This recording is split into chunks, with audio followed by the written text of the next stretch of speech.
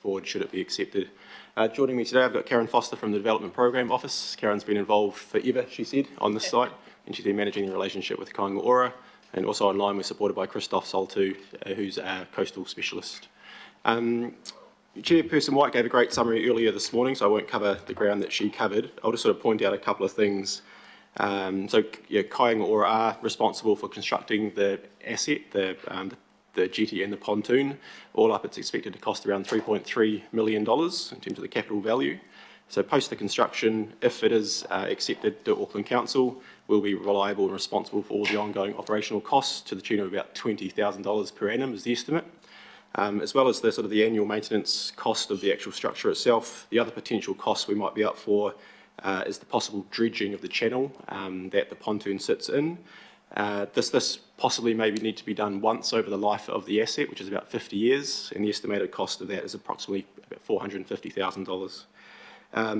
The dredging element is the main reason the decision is being brought to this committee as opposed to the local board, as per the sort of the governance framework review changes. So that's the main reason. It's the regional coastal funding element is why it's a PACE decision.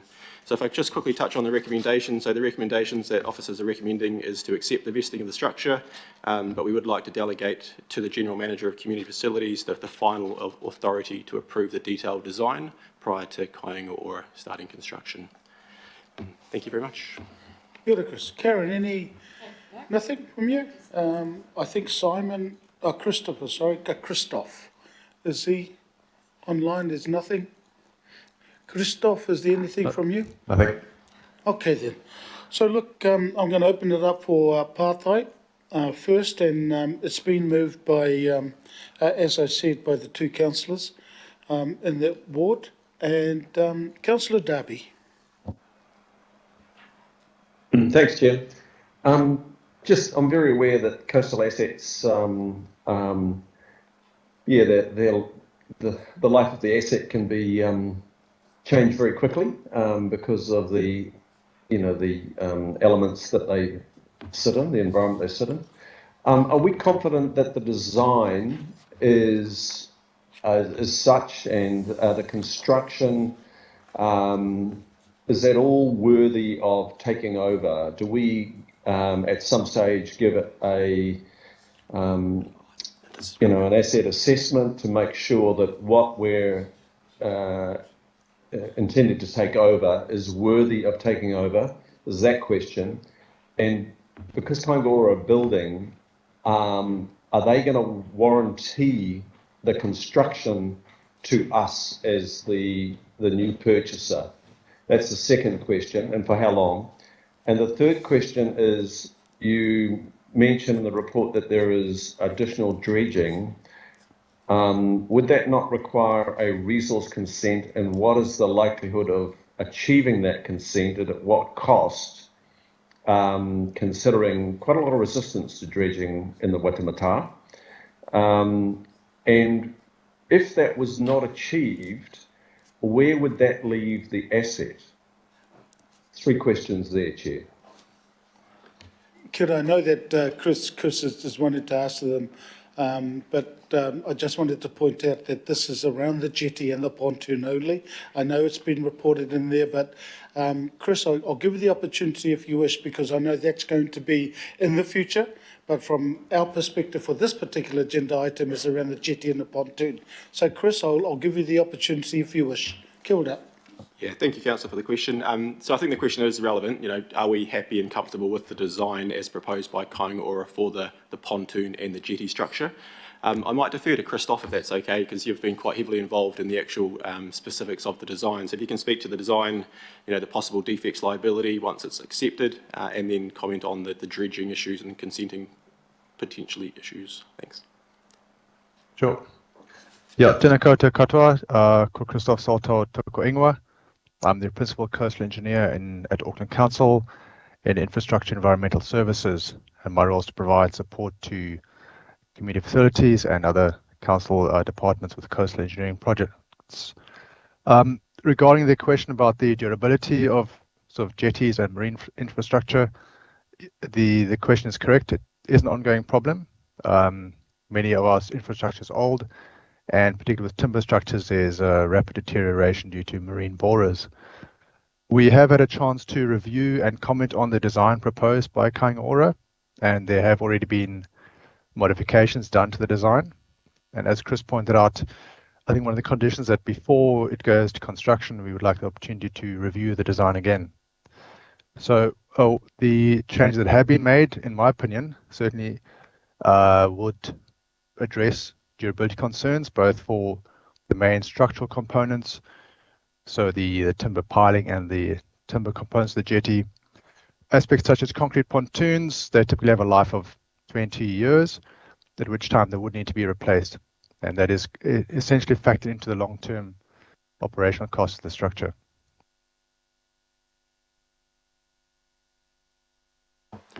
I think So just on that, so the construction contract warranty for coastal marine workers, anybody operating in the coastal marine area, normally, if you're a client, you would be wanting to secure a very robust warranty. Is the construction warranty transferable fully to Auckland Council?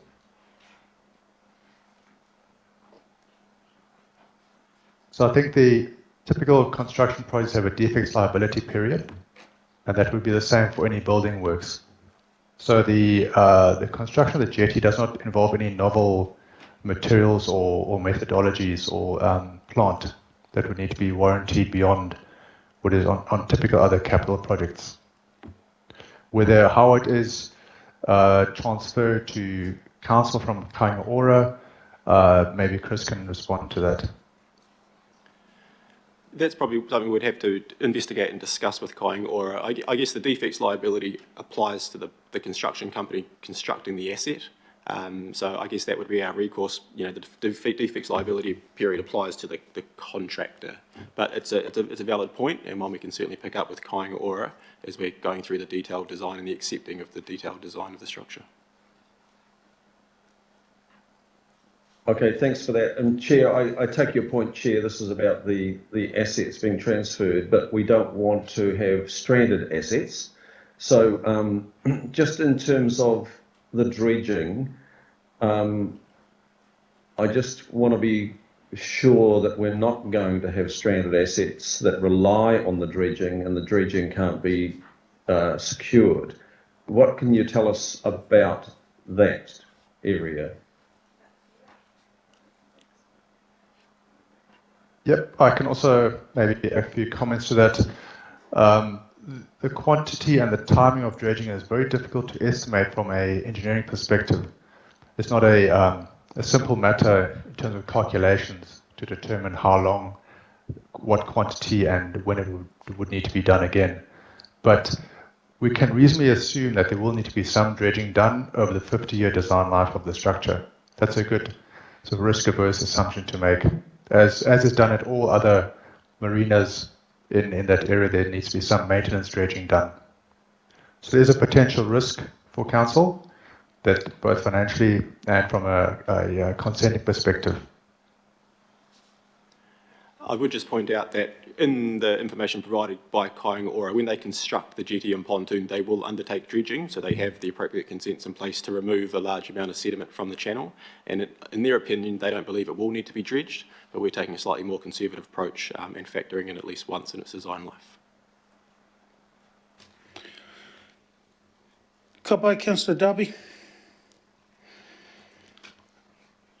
Thanks, Chair. Ka pai.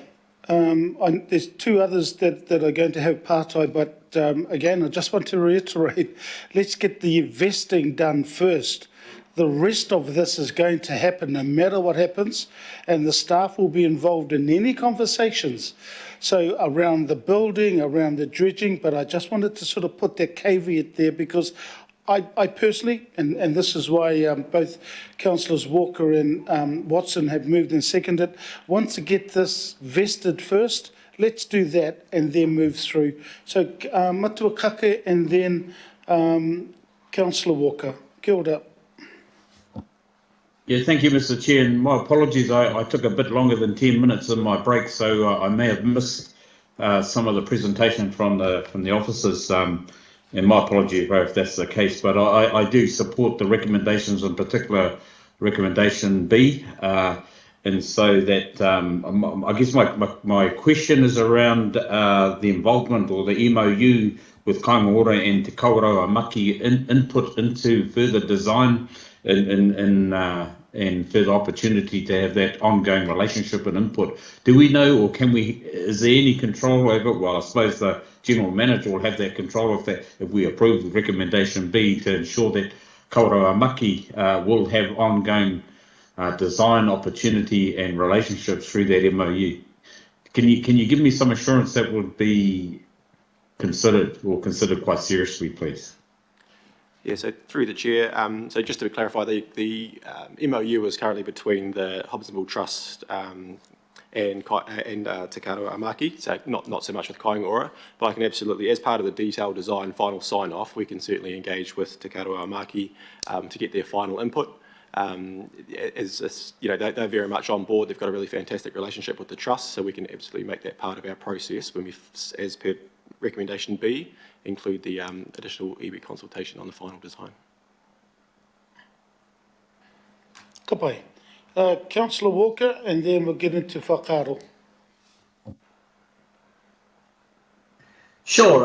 I've got a couple of questions, Alf, but I might as well take them offline because I don't want to hold up proceedings today. Okay, I can just talk to the appropriate staff member if they can email me. Fantastic. Thanks, Alf. Ka pai. So look, to you and Karen, look, thank you so much. For us now, we're going to move into whakaaro, and like I said, that way at least we'll get to the main reason we're here is get that jetty and pontoon vested. So tēnā korua, and also to you, Christoph, thank you. Any whakaaro? I will leave with Councillor Watson, who is the mover, to close the debate if there's any. There is some sidebar comment here from Councillor Darby, and I'll make sure, Chris and Karen, that you get that, and then you can reply back to Councillor Darby. Kia ora.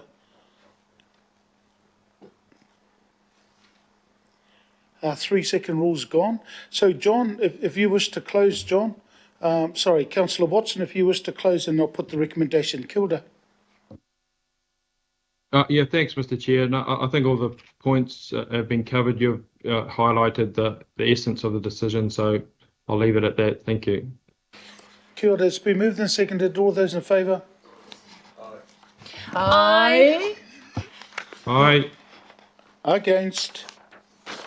Aye.